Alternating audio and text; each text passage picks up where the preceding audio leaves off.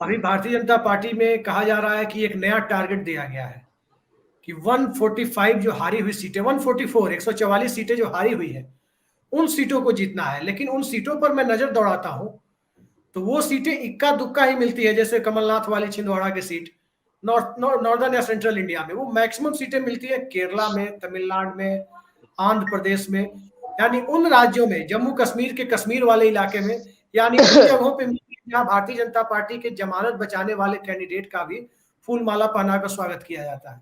क्या आपको लगता है ये एग्जेगरेशन नहीं है, ये अतिरंजित बयान नहीं है कि 144 उन सीटों को जीतना है?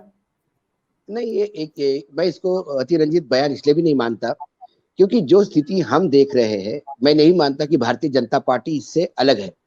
भारतीय जनता पार्टी का आंतरिक सर्वे हो या आंतरिक जो उनका आकलन है, वो ये जानते हैं कि जो 300 सीटें उनको मिली है वो रिपीट करना बहुत मुश्किल हो जाएगा इस बार।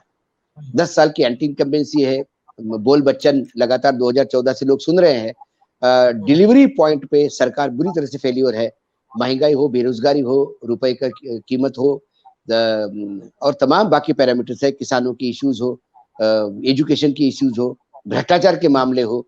प्रधानमंत्री बार बार भले ही कहे कि ना खाऊंगा ना खाने दूंगा, लेकिन सिलेक्टेड लोगों को खिलाऊंगा, ये जो सामने आता है चीजें, तो उससे तो लोग दुखी हो गए हैं। और भारत की अर्थव्यवस्था बिल्कुल चरमराई हुई है। जब आपके वित्त मंत्री या देश के बाकी नेता, बड़े मंत्री, कॉमर्स मिनिस्टर हो, ये जब बार बार इस बात को दोहराते हैं कि अर्थव्यवस्था बहुत बड़ी अच्छी है, अर्थव्यवस्था अच्छी है, तो समझ लेना कि कुछ ना कुछ गड़बड़ है। यदि मैं जीडीपी डेब्ट रेशो यदि मैं देखूं तो श्रीलंका का 101 पॉइंट पहुंच गया था, तो श्रीलंका के क्राइसिस शुरू हो गए थे। हमारे यहाँ 2021 में ये 73 पॉइंट था। और ये अब उसके बाद मुझे आश्चर्य लगा क्योंकि सारे पैरामीटर्स ध्वस्त करते हुए जीडीपी रेशो केंद्र का 19 बताया गया। तो मुझे बड़ा ताज्जुब लगा कि कर्ज भी बढ़ा है, जीडीपी डाउन हुआ है, फिर ये रेशो बढ़ना चाहिए था, ये कम कैसा हो गया? ये उल्टी गंगा कैसी बही? ये वो लाशें तो नहीं है जो यूपी से बिहार से यूपी बह रही थी उल्टी, जो कोविड में हुई थी। तो जब मैंने स्टडी किया तो सरकार ने ये जगलरी की आंकड़ों के साथ।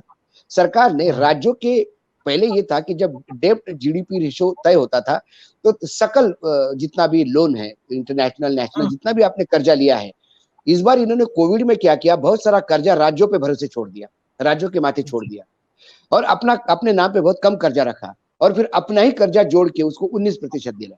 मेरे हिसाब से जीडीपी रेशो यदि पुराने सिस्टम से यदि गिना जाए तो हम करीब करीब 80-90 के आसपास पहुंच गए हैं। ये अलार्मिंग है देश के लिए। देश में चीजें जो हमारे पुरखों ने जो बनाई थी 75 साल में, जो विभिन्न सरकारों ने जो चीजें बनाई थी, उसको आप बेच रहे हो, और उसके बाद नए कर्जे ले रहे हो। 54 लाख करोड़ देश पे 2014 में कर्जा था, वो बढ़ के 135-140 लाख करोड़ हो गया। हर भारतीय पे 1,33,000 करोड़ के आसपास, 1,33,000 के आसपास कर्जा आता है। तो कर्जे की मार, बैंकिंग सिस्टम दिन ब दिन इतनी रिजिड हो रही है कि बैंक में पैसा रखने जाओ तो पैसा देना पड़ता है, बैंक से पैसा निकालो तो पैसा देना पड़ता है, आप डिजिटल निकालो तो पैसा देना पड़ता है, आप एटीएम से निकालो तो पैसा देना पड़ता है, आप काउंटर से निकालो तो पैसा देना पड़ता है। तो हर जगह लूट खसोट मची हुई है। जीएसटी का अभी तक कोई प्रारूप तय नहीं है। आज किसी भी व्यापारी को पूछो तो इसको ये पता नहीं है कि जीएसटी का जो स्लैब है, जो माल उसकी दुकान में पड़ा है, जो उसने स्टॉक करके रखा है, उसका जीएसटी 2 महीने की जीएसटी की काउंसिल की मीटिंग जब होगी तो उसमें कौन से स्लैब में चला जाएगा। इतने साल हो गए लेकिन अभी तक तू डाल डाल में पात पात ये चल रहा है। टैक्स रिजिम का एक बहुत अनघोषित इमरजेंसी लगी हुई है, हर जगह वसूली सिस्टम चल रहा है। ये एक फैक्टर इकोनॉमी की तरफ देख रहे हैं। लोग कहते हैं कि हमारी, अभी आज ही एक बात कही, मैं थोड़ा सा इसमें आज एक जगह लूंगा, मैं एक मिनट एक्स्ट्रा लूंगा मैं, अभिषेक। जो ये बार बार ही कहा जाता है कि हम दुनिया की 5वीं अर्थव्यवस्था है, तो मैं इस 5वीं अर्थव्यवस्था होने में मुझे कोई ताजुब नहीं है, मैं सरकार को झुठलाता नहीं हूं, लेकिन हम 5वीं अर्थव्यवस्था बाय क्वांटम है, not by profit, not by any other parameters. क्योंकि देश 140 करोड़ का है, 140 करोड़ लोगों ने जोर से छींक भी दिया तो इतना बड़ा साउंड पोल्यूशन हो जाता है कि पूरे देश की हालत खराब हो जाएगी। तो इतने बड़े देश में जब कंजम्पशन बढ़ता है या लोग खाते हैं पीते हैं, लोग जो खर्चा करते हैं, उस पे जो टैक्स कलेक्शन होता है, और महंगाई में तो जीएसटी तो आपकी कीमतों पे होता है, वॉल्यूम पे नहीं होता है। तो जीएसटी बढ़ता है क्योंकि आपकी महंगाई बढ़ी, कीमतें बढ़ी हुई है। तो बाय क्वांटम, साइज वाइज, जैसा विश्व में भारत दूसरे नंबर पे है पॉपुलेशन में, पॉपुलेशन में हम दूसरे नंबर में है, इसके मायने ये नहीं कि हम विश्व में सभी जगह पे नंबर 2 पे हैं। तो हमारी अर्थव्यवस्था बहुत बड़ी है, आंकड़ों में बड़ी है, लेकिन जब हम उस अर्थव्यवस्था का विश्लेषण करते तो हमारे यहाँ भयानक घाटा है। हमारा एक बड़ा फैक्ट है अशोक वानखेड़े जी, इसमें एक बड़ा फैक्ट है जो इसके साथ ही आया है कि जो बॉटम 70 करोड़ लोग हैं, यानी जो बॉटम आधी आबादी है देश की, उसके बराबर टॉप 95 तो टॉप 94 लोगों की प्रॉपर्टी उसके इक्विवेलेंट है, बल्कि उनसे कुछ ज्यादा ही है।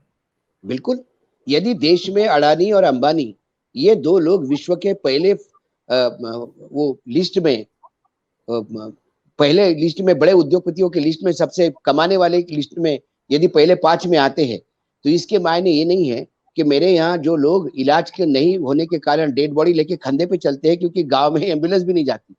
हमारे ये 2 भारत के स्थितियां हैं, एक तरफ ये, एक तरफ ये। एक तरफ आत्महत्या करता हुआ किसान है, एक तरफ शेयर मार्केट में बूम दिखाता हुआ शेयर इंडेक्स है। तो ये 2 जब सामने सामने आ जाते हैं तो हमें ये देखना है कि हम किस बात को इंडिया का द्योतक माने। हम ये माने कि सेंट्रल विस्टा हो रहा है, और जो रोड है राजपथ, कर्तव्य पथ बनने से और बहुत ज्यादा हरा भरा बनने से और बैठने के लिए जगह और उसको एकदम 5 स्टार और 7 स्टार बनाने से देश की स्थिति आकलन होगा, या वो आकलन होगा जहां गांव में जाने के लिए रोड नहीं है, इसके लिए डॉक्टर नहीं जाते, डेड बॉडीज तक ले जाने के लिए लोगों को कंधे पे और खटिया पे, और डिलीवरी के लिए महिलाएं लोग कपड़े में बांध के लिए आते हैं क्योंकि रोड नहीं है उस गांव में।